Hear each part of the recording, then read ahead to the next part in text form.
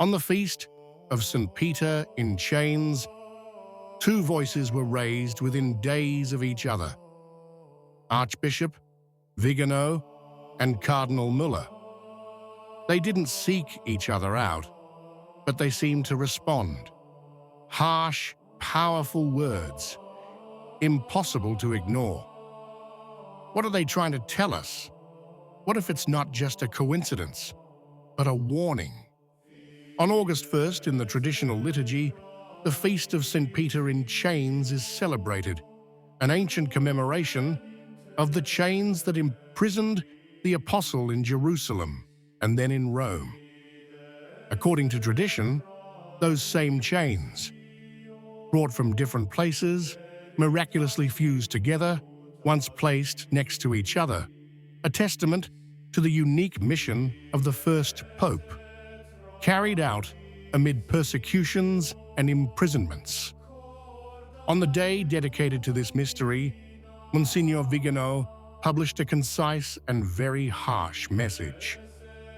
No long declarations, no beating around the bush, an invitation to pray that Pope Leo XIII may be freed from the chains of the conciliar and synodal path, and restore to the apostolic see the freedom that comes only from fidelity to Christ's mandate and the Petrine primacy.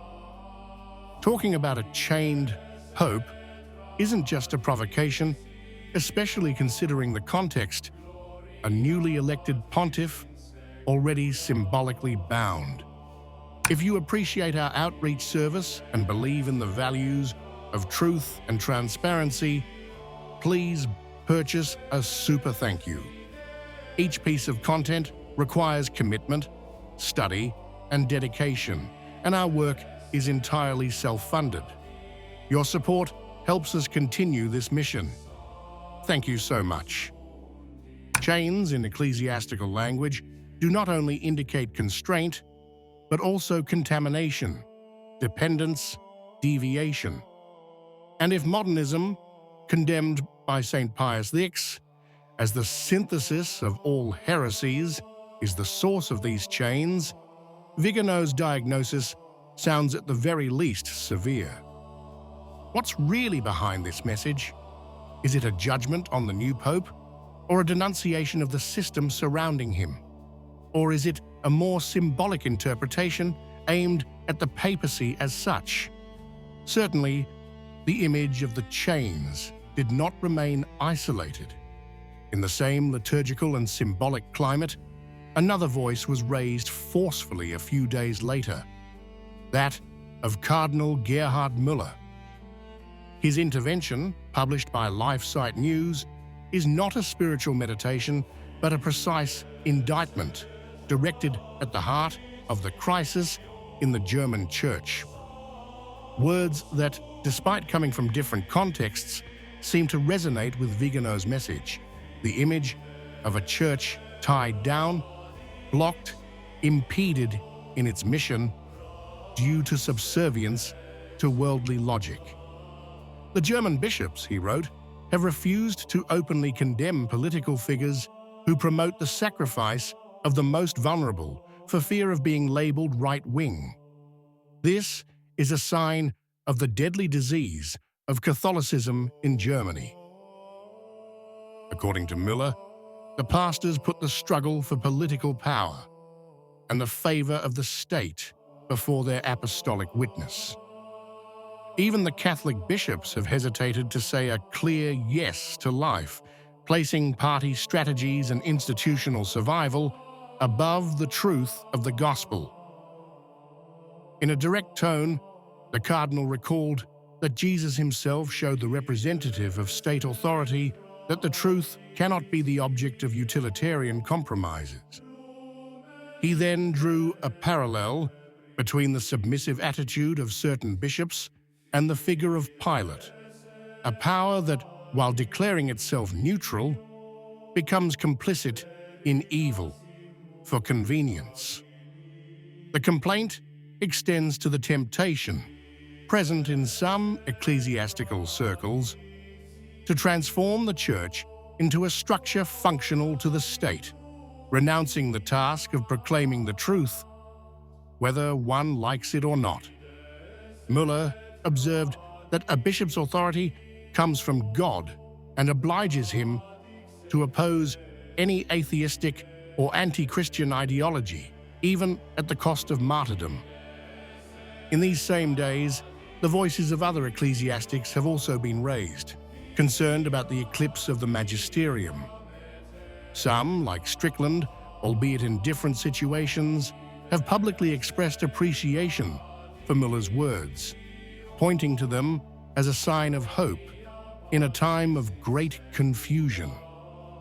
This isn't the first time Muller has denounced the risk of a church renouncing its identity to secure a place in secular society.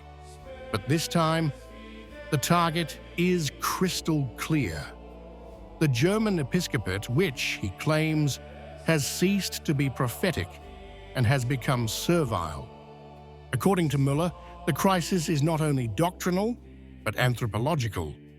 The Church risks adopting, without realizing it, visions of man and society that are profoundly anti-Christian.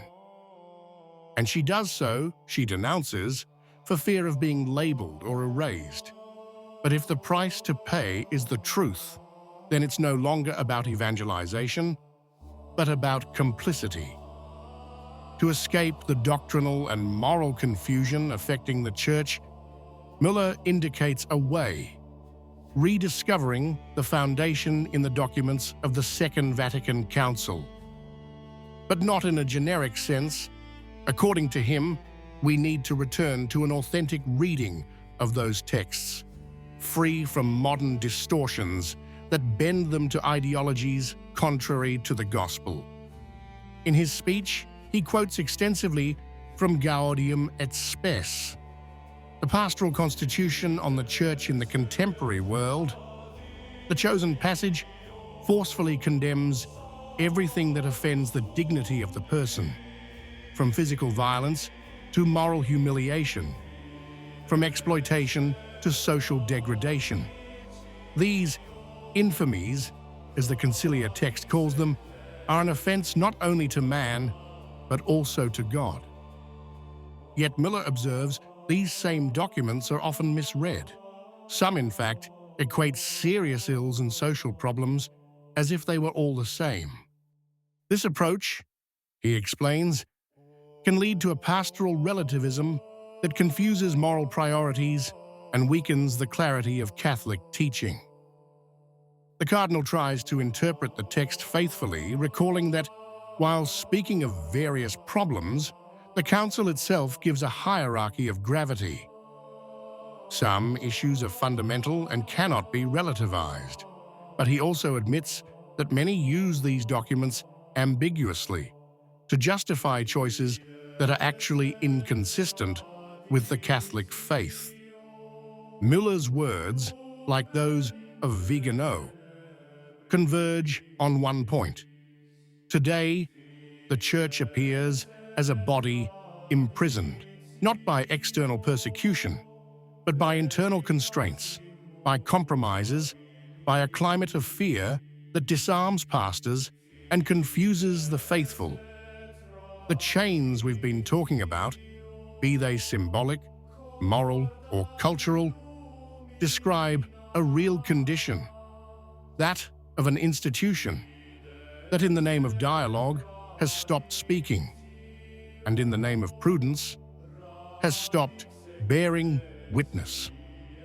At a time when so many seem to want to adapt Christianity to the world rather than convert the world to Christ, the true act of courage is to return to freedom, free to speak the truth, free to be the Church. What do you think? If you liked the video, comment Amen. God bless you.